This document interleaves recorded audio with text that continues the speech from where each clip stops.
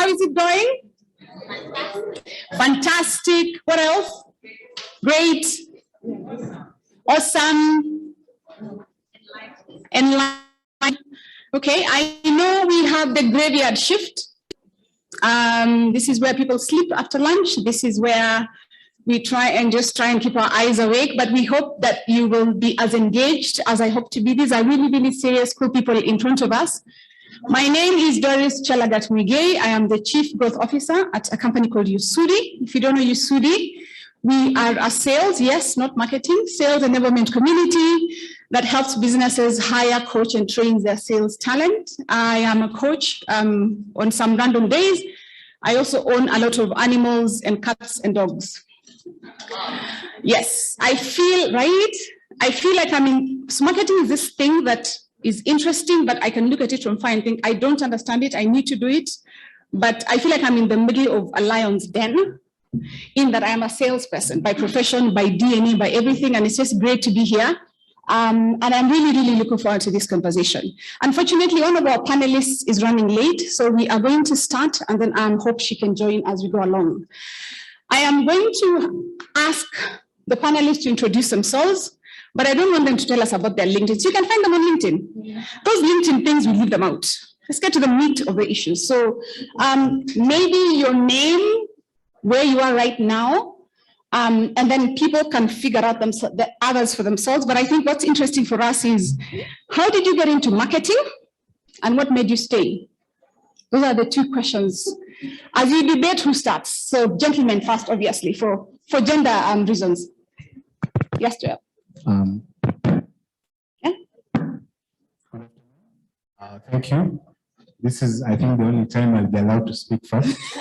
When I saw the invites, I was asking where the other men that have been told the world order has changed. Absolutely. So I appreciate to be here. Thank you. Joel Karubiu is my name. I am, you said not LinkedIn profiles, huh? Yeah. But I'll try. So what you do, but also what's most interesting for us is, how did you get into marketing and what made you stay? Yes. So I'm the Chief Brand Custodian at Kenya Network Information Center, which is abbreviated as KeNIC. We are the domain registry for .ke.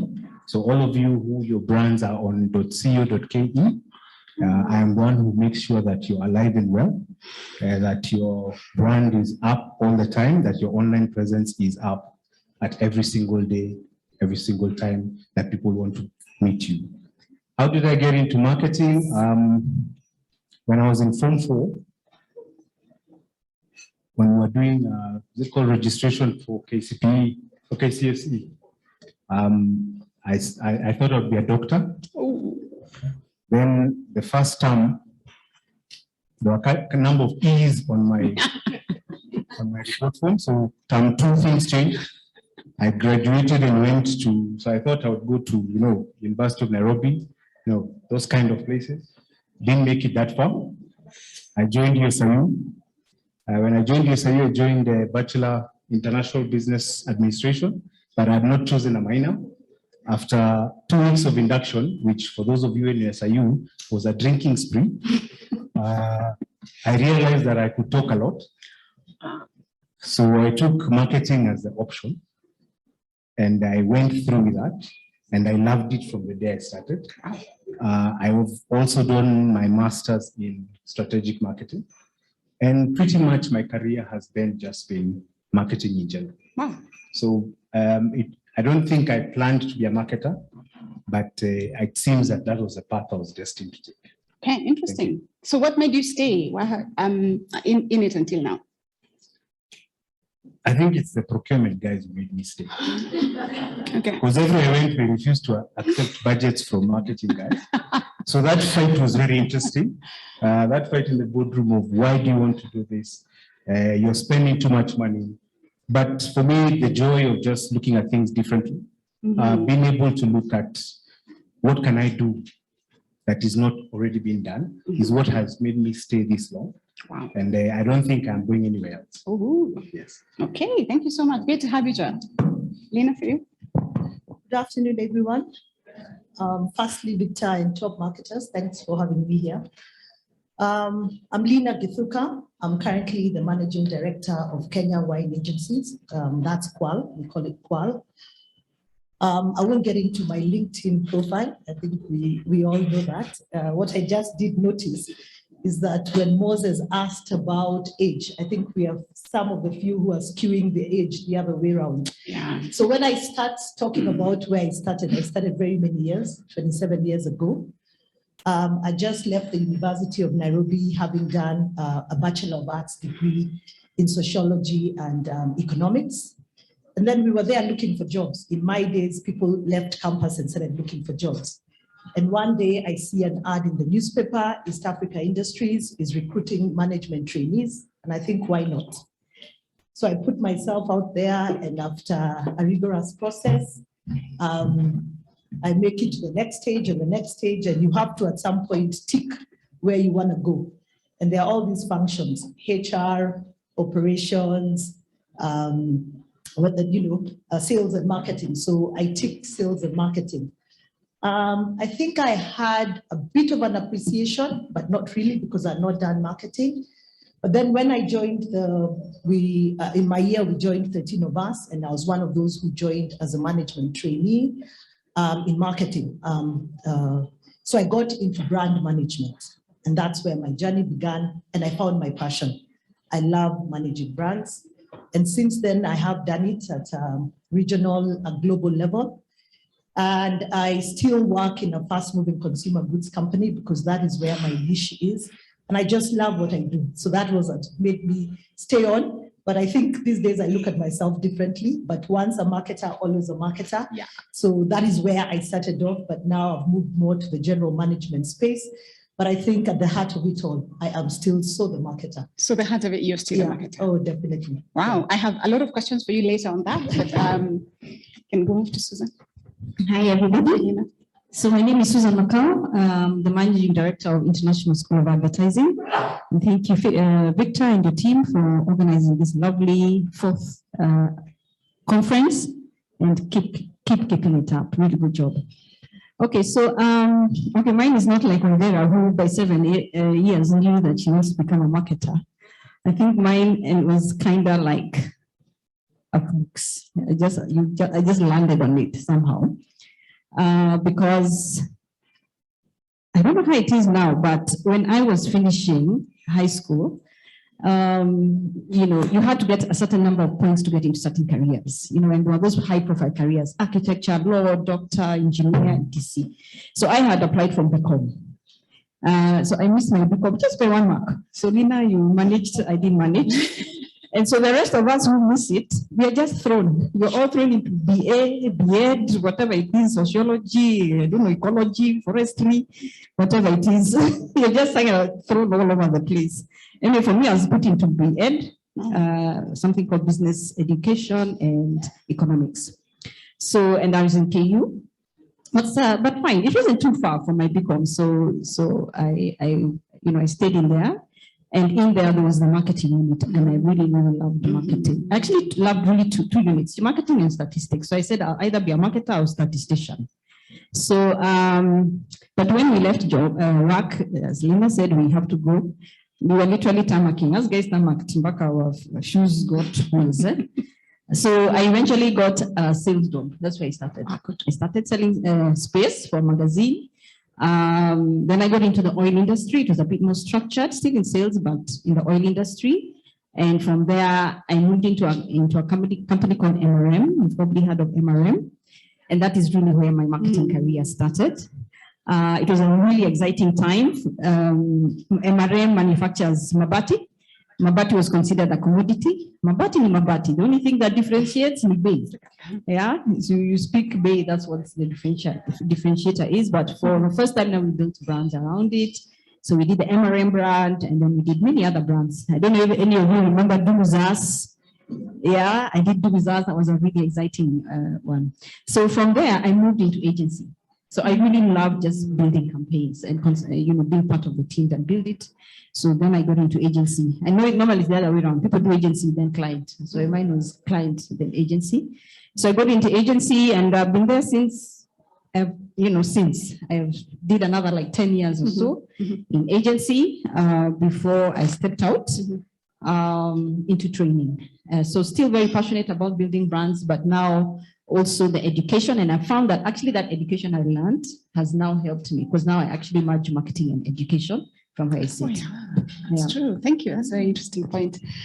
So one got in because they liked talking, one knew by 7, and Susan accidentally stumbled on it while selling Mabati and everything else. Mary, welcome. Thank you so much for joining us. Thank you very much. So yes, a bit about you and what got you into marketing.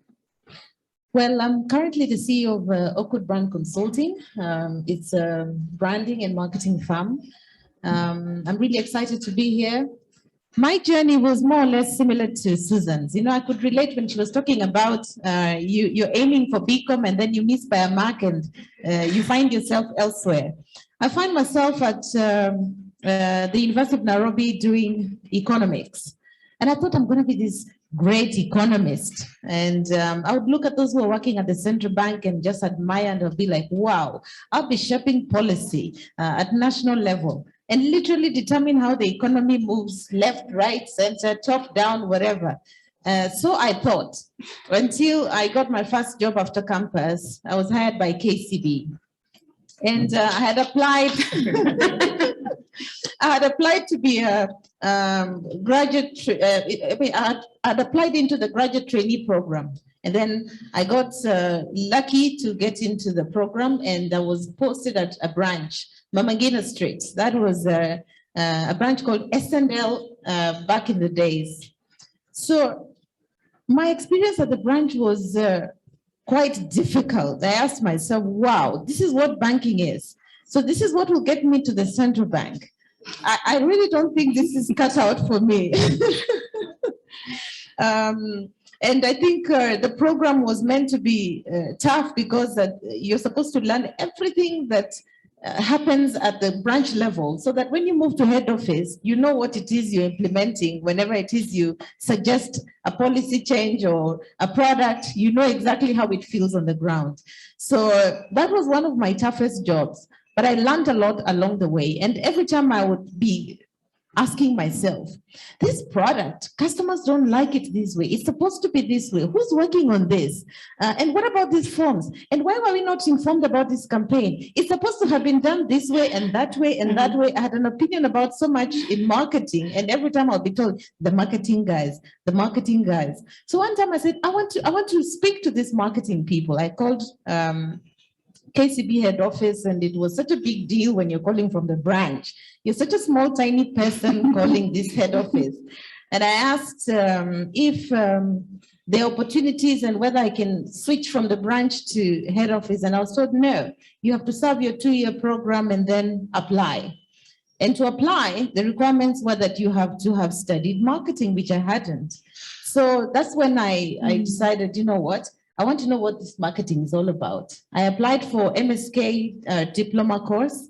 I did it for 6 months. And then I applied to the marketing department, and that's when I got considered. I went through the interviews, I made it, and then the journey began. Everything I was doing, I just loved it so much. I felt like, oh my God, I've landed home. This is it. This is me. This is my life. It seems like it was in my blood. I mean, why was I even imagining I could be an economist? So that's how my journey began. Wow. And what has made you stay?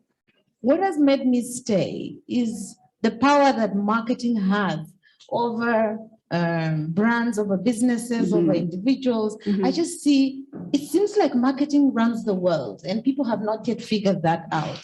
And people think maybe finance does, or whichever other area does. Marketing runs the world.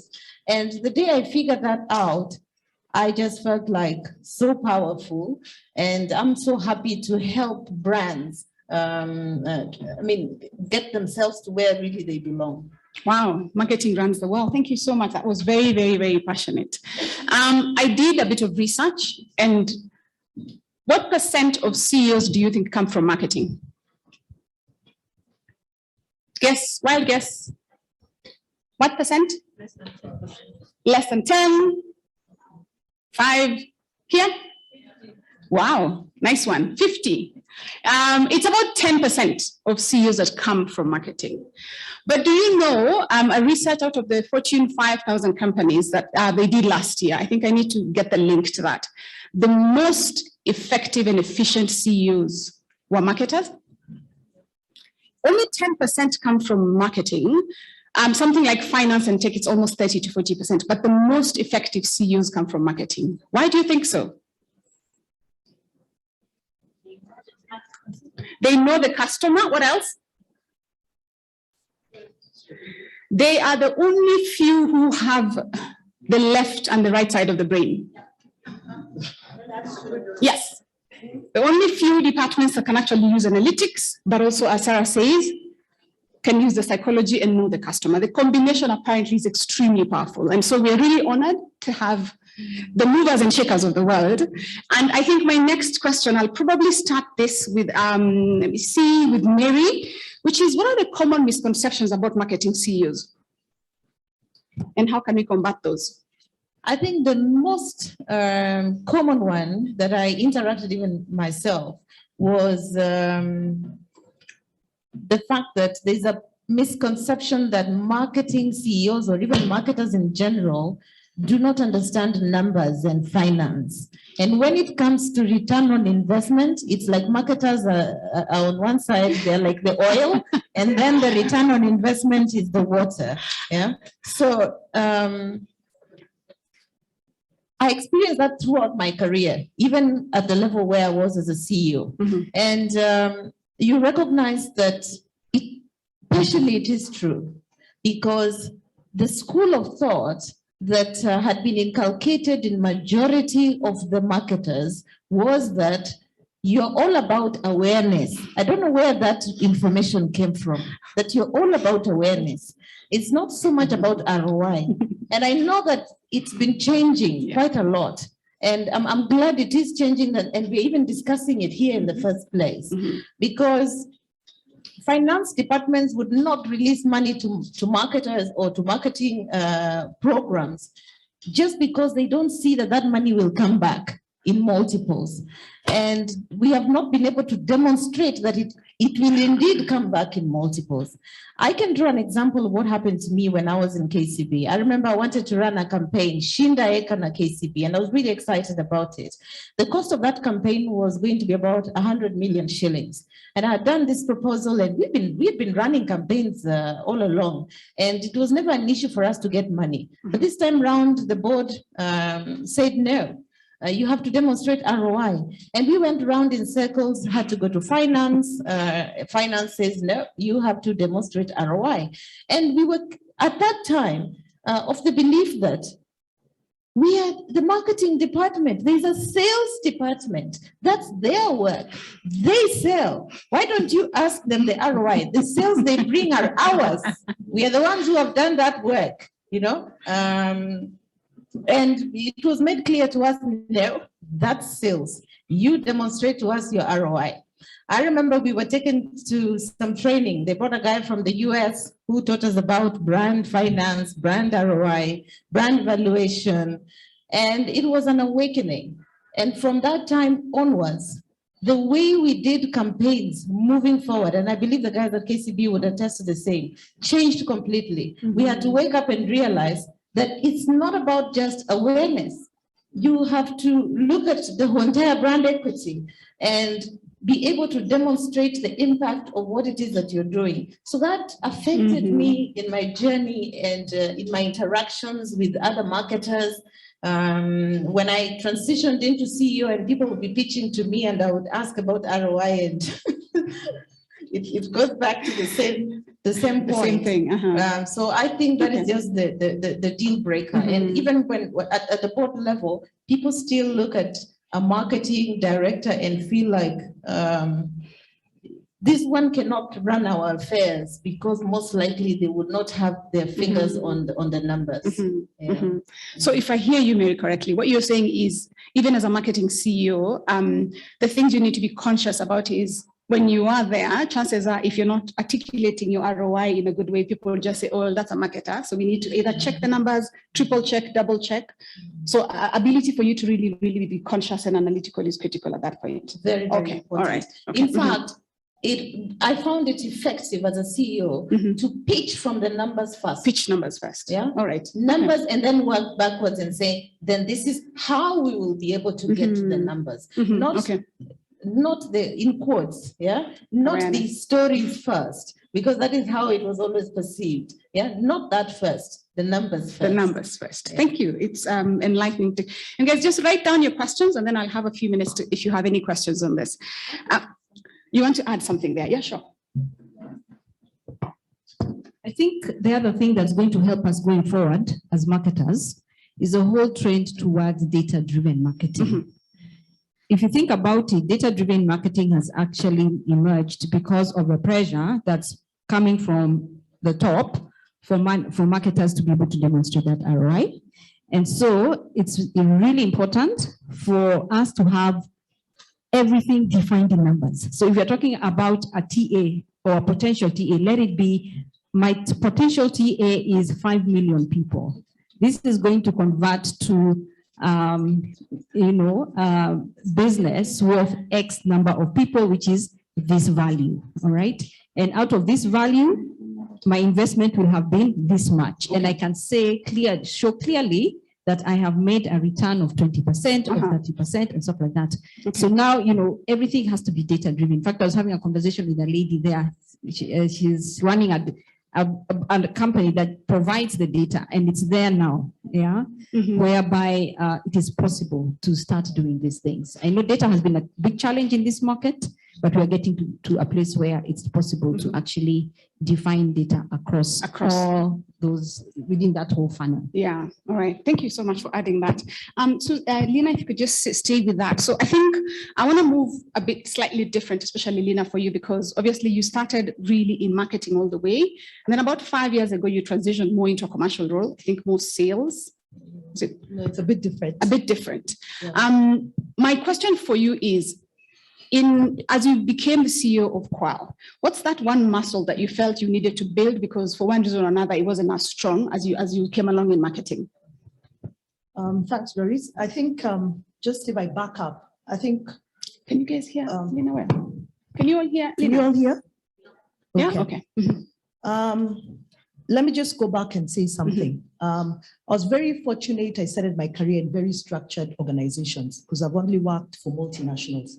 So I worked for Unilever for 6 years. Then I went to BAT. In BAT, I did brand management at a regional level. I became an international brand manager sitting in London. Then I went to be a consumer director in South Africa. So heading marketing, part of marketing, a big market. Yeah. So at that space, normally when you become a senior manager in a big organization, you start getting into the commercial space. It's not just about functional marketing. So by the time I was making my journey back through Uganda, I changed and I went into the trade marketing side. So I took a step back, went as a head of trade for Uganda, Rwanda, and Burundi based in Kampala. So I cut my teeth in trade marketing. And then I came back to Kenya, did commercial roles. And my last role in BAT was head of marketing for East and Central Africa.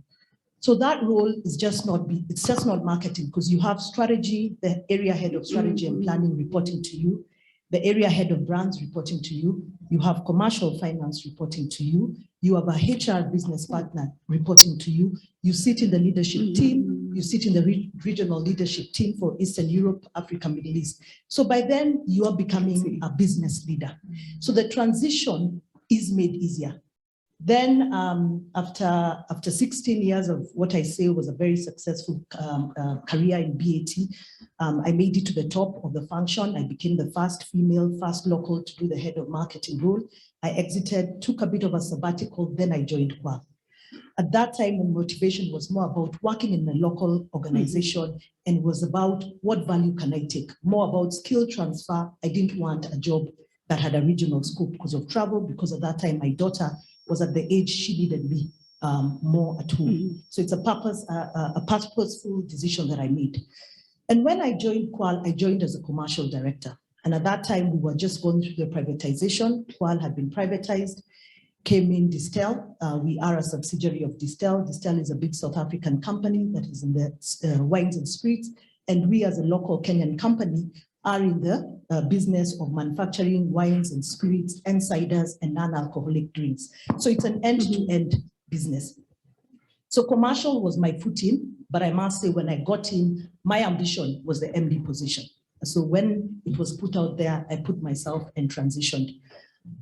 And the biggest thing, when you become an MD, the biggest change is the functional, you stop wearing a functional hat to a business hat.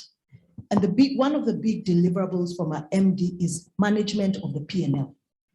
You have you have business targets that you must deliver. That is why you're there, fundamentally, plus other things. And if you're going to manage a P&L, you must understand the line items of a P&L. And in our case, which is a manufacturing organization, which is end-to-end, you must understand the value chain. Because one of the good things, if you're going to grow sustainably, you must understand how you extract value from the value chain. And when you play in commercial, you play at the back end of the value chain because you're in the distribution, marketing, distribution space, your route to market, that's what you're focusing. So for me, my big focus was the front end. All of a sudden, you're running a factory. I need to understand the operations. I need to understand the lines. I need to understand how to measure effectiveness. I need to understand all the key process.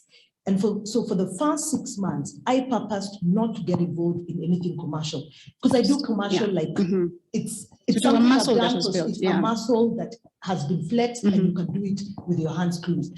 And the challenge when you make an MD, it's very easy to fall back on your comfort zone. So I start focusing more on market and commercial than supply chain. And all of a sudden, if the supply chain guys are telling you something, do you understand? You're taking every word. So you must make sure. So for me, that's what it was. Really, really spending time. And until today, I have one day, every day of on Wednesday morning, I go around the factory. Something that I've done since I took over, my predecessor was, because then you appreciate what is happening on the factory floor. You spend time, I spent a lot of time in the supply chain review meetings, unpacking, understanding. And you shouldn't be fearful of asking. I used to ask, what is that?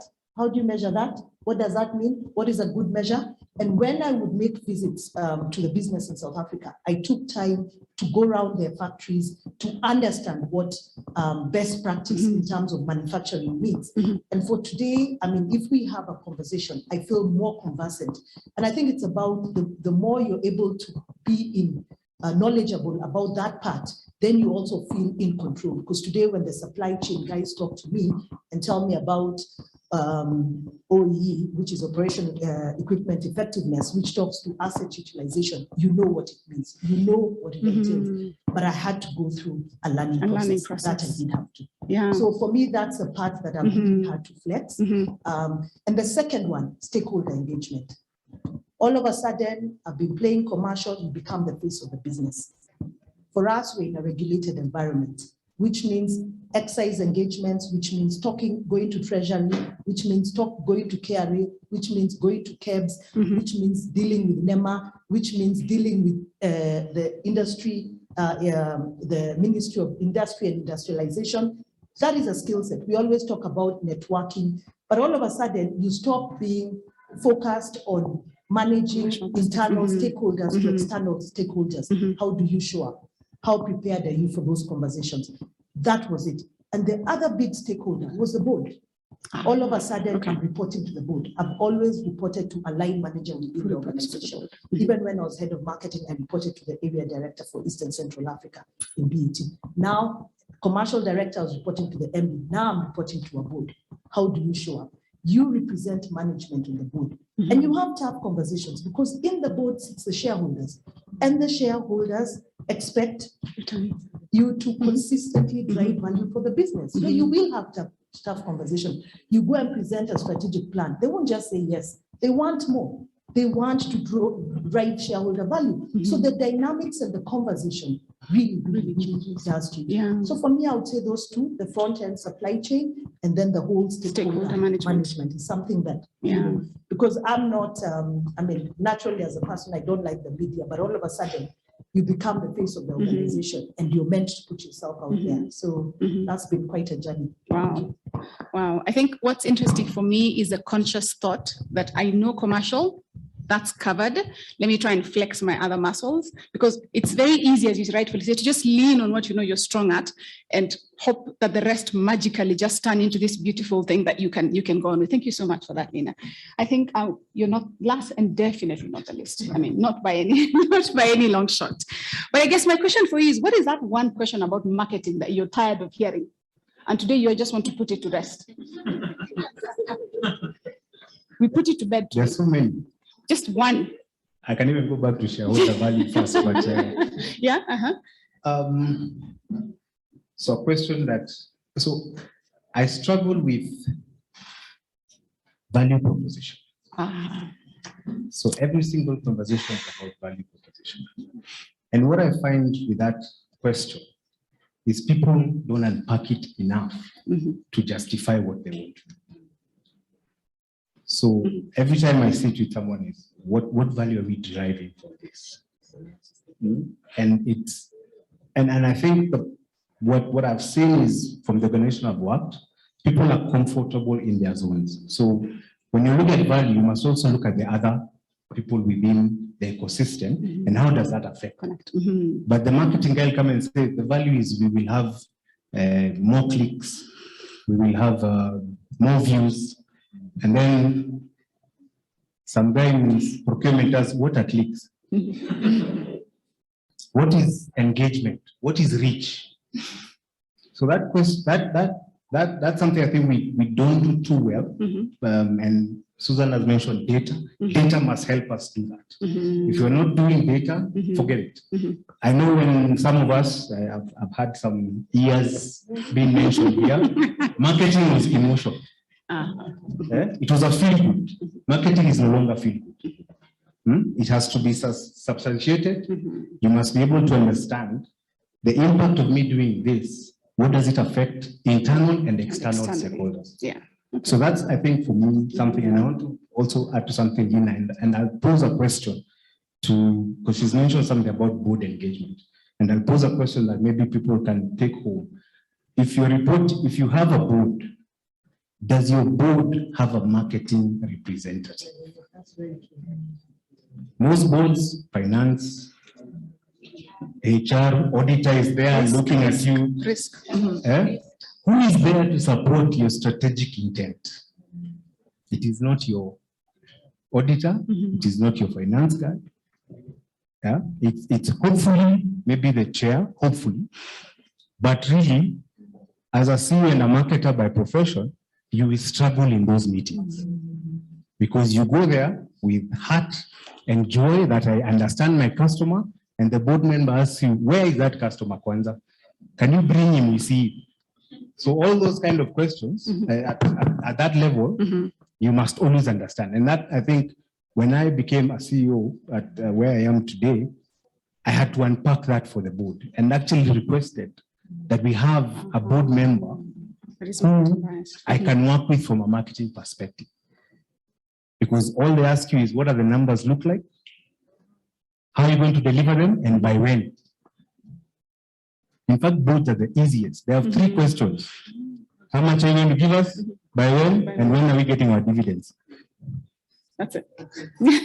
Finished. So, wow. Yeah, All that's right. what they think. But now you must actually unpack those 3 questions yeah. into an array of things that are happening. Okay. So if you're not looking at your ecosystem and that value proposition, then you're going to struggle. Then you're going to struggle. Okay. I have a question for you guys. How many of you want to be CEOs?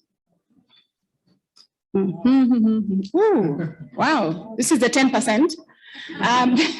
So Mary, what advice would you give all those hands raised as they grow their careers and want actually to run organizations? So one advice you give them. Positioning. I would pick on positioning because of 2 reasons. Marketers have got to aim, first of all, at getting to the top level. But it doesn't just happen by accident. You can be the best performer, but you might just never get there. You have to position yourself I really love what she mentioned, that she put herself out there so that she could be able to get that CEO role. You have to put yourself out there. You have to brand and package yourself. The things that we do for our products, you have to do it for yourself, so that then you're seen as the ideal candidate for that. I also say positioning because women shy away from this leadership role. And they think that, oh, because I am so good, somebody will see how hard I'm working. It will just never happen. They will bypass you, and somebody of lesser qualifications is the one who will make it. So you have to make a concerted effort to position yourself so that then you can be able to get that role.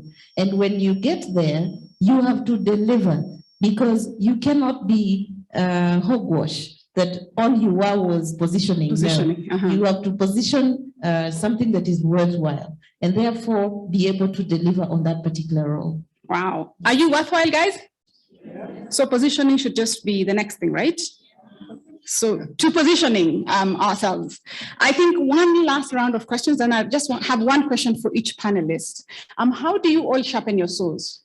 Like, where is your go-to for building and developing yourselves? And maybe you can just start here and then we go that way.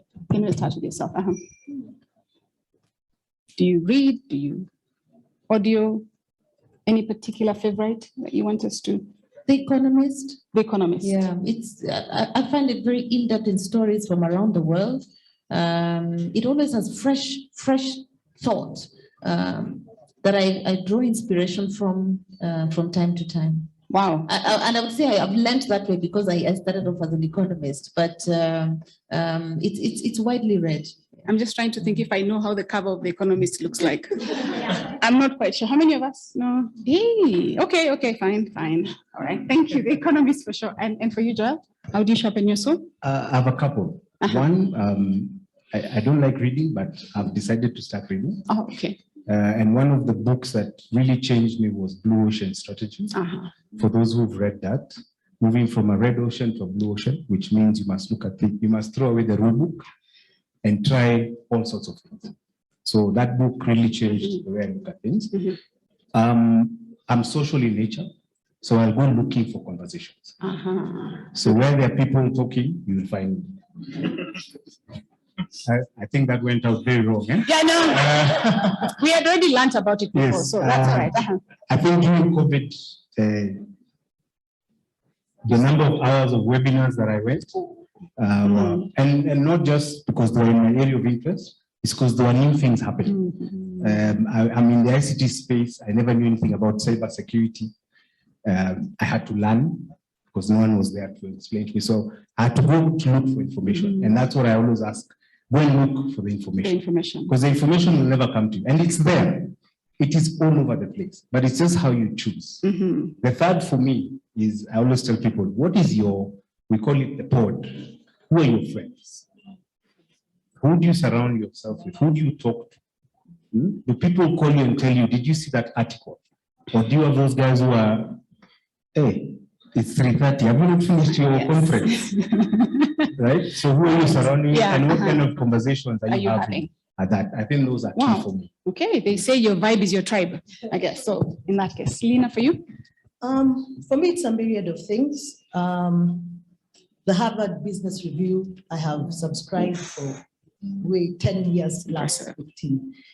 And until today, you'll get your daily alerts, you'll get your newsletter, you'll get your articles based on what you want. I find it really works. McKinsey has been in the forefront, especially during the COVID season. I found that they were really sending out articles that would speak to managing business in especially a time like this. And then the way I do it, it's on a need basis. Do I read as much as I should? No. But what I do is I read on a need basis. Right now, we are going through a culture transformation in the organization. So what am I reading? creating psychological safety in the workplace, you know. So when I am going through whatever season, whatever is happening, I try and look for the, you know, the relevant read, whether it's online, whether I'm still good, or I still like the good old book, so I still do that, or through the Kindle, whichever. Then as a CEO, because people talk about, is it lonely? It is lonely at the top. Does it have to be lonely? No. There are very many forums, and I think it's accepting that you don't know everything. I think that's what it's. So I'm part of the Breakfast Club Africa. Doris, I know you are there with me. And this is a space where you meet like-minded people who are also running organizations of whatever size, whatever nature. You know, it could be social enterprise, it could be like ours, you know, manufacturing organizations, it could be startups, whatever it is. And we always have a guest speaker, and then we have a peer coaching session. So that really works. Executive coaching, I must say, really does work. When you're in leadership, for you to realize your full potential, I'm a true believer in coaching. I have done a lot of coaching, but I also do lean on coaching when I need to. So I work with an executive coach, one here and one in South Africa when I need to, because there are times you will need to unpack something to help you sharpen that soul. And then just immersing yourself in, so it's never this or that, it depends. But I think one of the things that I would like to encourage the marketers here, if you're going to grow and to realize your full potential, you must be curious. And when you're curious, you put yourself out there to learn. You must want to learn and grow, because if you're going to, and for me, I always say it's about being the best version of yourself. Being the best version of yourself means you're self-aware, you know your strengths, you know your development areas, and you do something to unpack, to as we always say, to close those gaps in terms of your development. Because if you want to be a CEO and you're a marketer, you need to look at a role profile of a CEO and ask yourself, what does a CEO do that I'm not currently doing? And how can I start appreciating that? So by the time you're getting there, you have an appreciation, you're not going blind.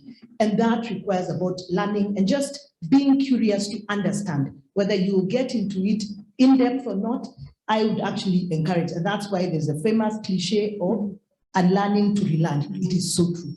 Because when you transition from one place, especially a functional role as marketers to a CEO, you must be ready to unlearn to relearn. That I will tell you, because the responsibilities are fundamentally different. But the fact that commercial or marketing drives revenue generation, that is your ace. That's what makes a CEO very good, because a business is about generating revenue and managing costs. And you know how to generate revenue because you have sat in that. And that's why, even in manufacturing organizations, MDs come from commercial, finance, or supply chain. Yeah, those are the key three functions. So that's a roundabout, but allow me to say that. Thank you. Wow, curiosity being big. Thank you so much, Lina. And Susan, for you? Okay, thank you. Yeah, I think for me, it's also quite a myriad of things. And I think I'd like to split that into mind and soul. Oh, the soul, I find, is a little bit, it's not really the same source, so to speak. But when it comes to mind, especially for me where I sit, because I'm in training, one of the things I do a lot is just make a point of socializing and interacting with people who I believe are experts at what they do. Okay, so like now, especially there's so much going around. So if it's a data person, I want to sit with you, I want to understand what's going on in there. If it's media, I want to understand. If it's so and so, I want to understand. So for me, what that helps me do is just have a very rounded understanding of what's going on everywhere. But of course, you still have to have your own niche. Okay. I know my own niche is still very much about consumer understanding, consumer insights, and even for what it is I do, even in terms of training in the school, that's what I focus on. But that understanding now keeps me fully alive. There's something I subscribe, and I'm sure a lot of you probably, I subscribe to Adweek, I subscribe to Marketing Week. Those guys, subscriptions give you all manner of case studies and of what's going on and how new practices have been applied practically into brands. And so just that keeps me, alive and alert and current to what's going on. Then when it comes to soul, I'm the kind of person who really likes to make sure I have my time. As somebody who's managing as SME is not easy. I mean, your hands are everywhere. But I just make sure every day before I sleep, I have 3 hours, 3 straight hours to myself. I can just be sleeping, looking at the table, I mean, at the ceiling. I can be with my glass of wine, watching my favorite show, or I also like to pray and just seek that spiritual nourishment. And I find that is really, really, really important. Wow. In fact, to me, I think that's probably what really keeps me going. Yeah. Okay. So Joy, you see the difference? You go out, she stays in, like day and night, but works the same. Seems I need to qualify. All right, 1 minute. And then any questions? Yeah, we're done. Just maybe one question there. So we can just give the mic to, is there another mic? Or just the same one? All right, you go ahead and then we can ask. Yeah, you go. Are you sure? I thought you wanted me to qualify my going out. No, we like that you go out. In fact, I was going to really qualify. You might spoil it. Maybe just 1 or 2 questions for.